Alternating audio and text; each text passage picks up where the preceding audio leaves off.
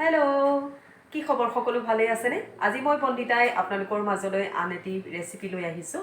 আজি মই mutton rogan juice বনাই দেখাম আপোনালোকক আৰু এই ৰেচিপিটো নিশ্চয় ভাল পাব বুলি আশা থাকিল আৰু ভিডিঅ'টো লাষ্টলৈকে চাই থাকিব আৰু যিসকল নতুনকৈ মোৰ চেনেললৈ আহিছে সেইসকলে নিশ্চয় ছাবস্ক্ৰাইব কৰিব বুলি আশা থাকিল আৰু আজি মই কিটচেনতে ভিডিঅ'টো আৰম্ভ কৰিছোঁ আপোনালোকক দেখাই থাকিম মই কেনেকৈ আজি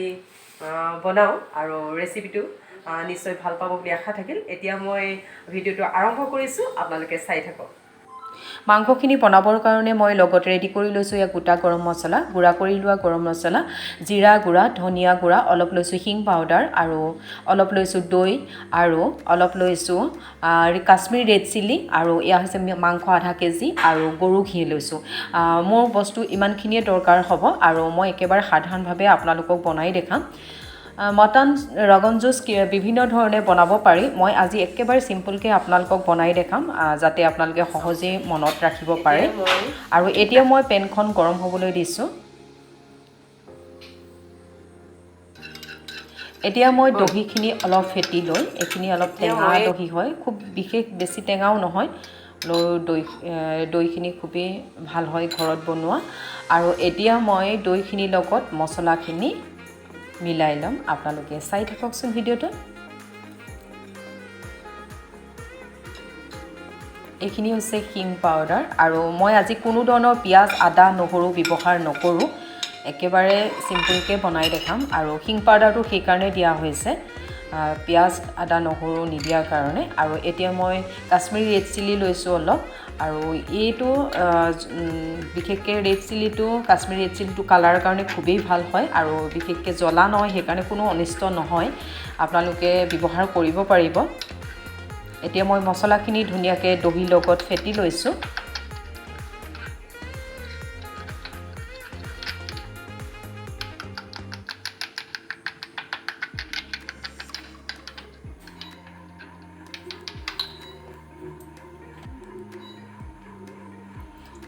এতিয়া পেনখন গৰম হোৱাৰ লগে লগে মই ইয়াত দি দিছোঁ গৰু ঘি 3-4 চামুচমান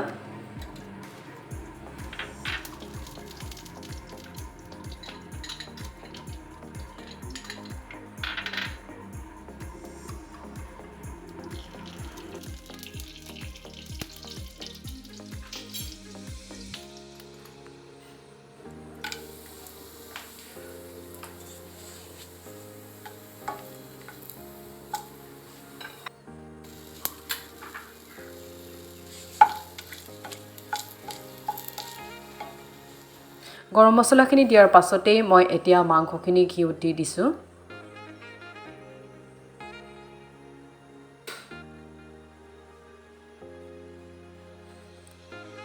আৰু মাংসখিনি ভালকৈ ফ্ৰাই কৰি ল'ম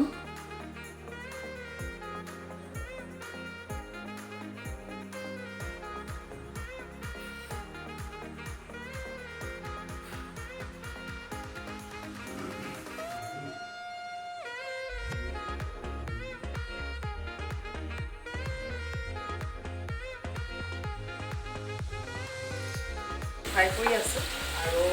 মটন ৰগন জুচৰ বিভিন্ন ৰেচিপি আছে চবেই বেলেগ বেলেগকৈ বনায় মই একেবাৰে চিম্পলকৈ আপোনালোকক বনাই দেখাইছোঁ নিশ্চয় আপোনালোকে ভাল পাব বুলি আশা থাকিল এতিয়া মাংসখিনি মই মাংসখিনি ঢাকোন উঠাই এনেকৈ ভাজি থাকিব লাগিব আৰু যিহেতু মাংসখিনি ভালকৈ সিজিব লাগিব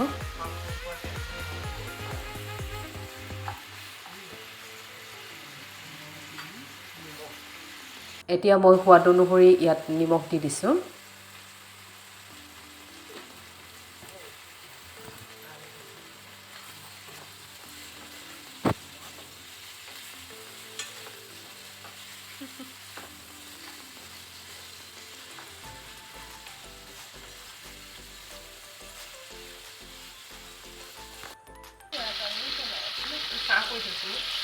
ইয়াত খুব ধুনীয়াকৈ এতিয়া একদম মাংসখিনিৰ পৰা তেল ওলাইছে আৰু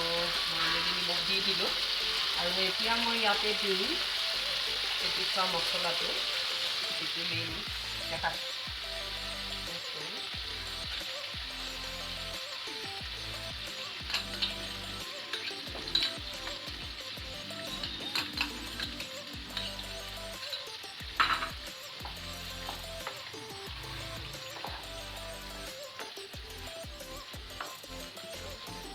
এতিয়া মছলাখিনি মাংসখিনিৰ লগত ভালকৈ মিলাই দিব লাগিব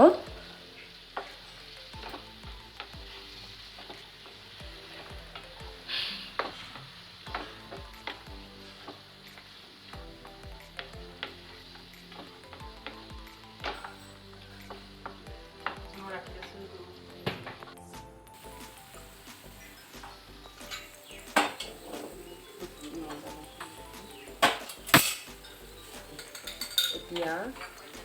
খুব ধুনীয়াকৈ তেলখিনি ওলাইছে কালাৰটো খুবেই ধুনীয়া লাগিছে আৰু এইটো কাশ্মীৰ ৰেড চিলিটো দিয়া হৈছে সেইকাৰণে পেটৰ কাৰণে কোনো প্ৰব্লেম নহ'ব আৰু জ্বলাটো একদমেই নহয় অকল কালাৰটোৱেই মেইন ইয়াৰ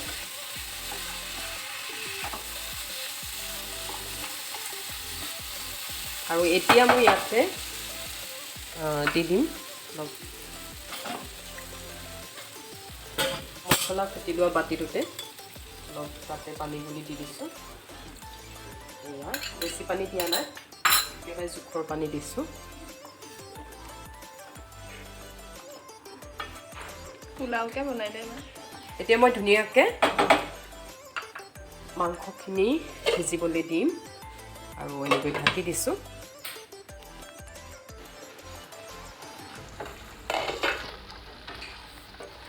মাংসখিনি ঢাকোন উঠাই 10 মিনিটৰ মূৰে মূৰে মই এনেকৈ লৰাই আছোঁ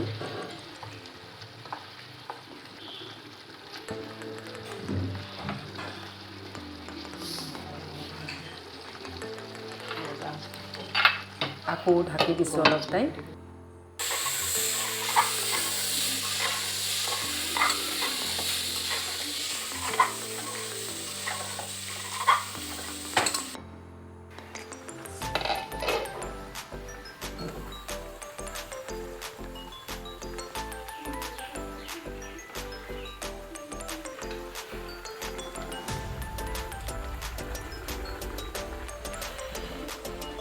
মাংসখিনি প্ৰায় সিজি গৈছে এতিয়া মই দুটা গৰম মছলা গুড়া কৰি লৈছিলোঁ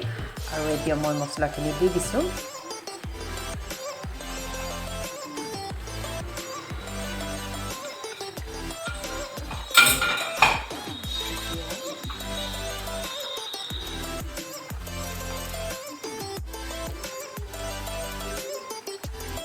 আৰু এতিয়া 5 মিনিটমান উতলোৱাৰ পাছতে আমাৰ মাংস ৰেডি হৈ যাব এয়া আমাৰ ৰেডি হৈ গ'ল মটন ৰগন জুচ এতিয়া মই গেছটো অফ কৰি দিছোঁ এয়া চাওকচোন কি ধুনীয়া ৰং দেখিবলৈ যিমান ভাল হৈছে খাবলৈও কিমানেই ভাল হৈছিলে আপোনালোকে এবাৰ ট্ৰাই কৰি চাব তেনে সাধাৰণ ৰেচিপি এটা মই আগবঢ়াইছোঁ আৰু ইয়াতে মই কোনো ধৰণৰ আদা নহৰু পিঁয়াজ ব্যৱহাৰ কৰা নাই একেবাৰে সাধাৰণভাৱে বনাইছোঁ আৰু আজি ৰেচিপিটো যদি ভাল লাগিলে তেতিয়াহ'লে লাইক শ্বেয়াৰ কমেণ্ট কৰিব আৰু মোৰ চেনেললৈ নতুনকৈ অহাসকলে নিশ্চয় ছাবস্ক্ৰাইব কৰিব বুলি আশা থাকি আৰু ভিডিঅ'টো শেষলৈকে চোৱাৰ বাবে সকলোলৈ বহুত ধন্যবাদ আৰু আকৌ আহিম নতুন ভিডিঅ'লৈ আপোনালোকৰ মাজলৈ আজিলৈ আহোঁ ধন্যবাদ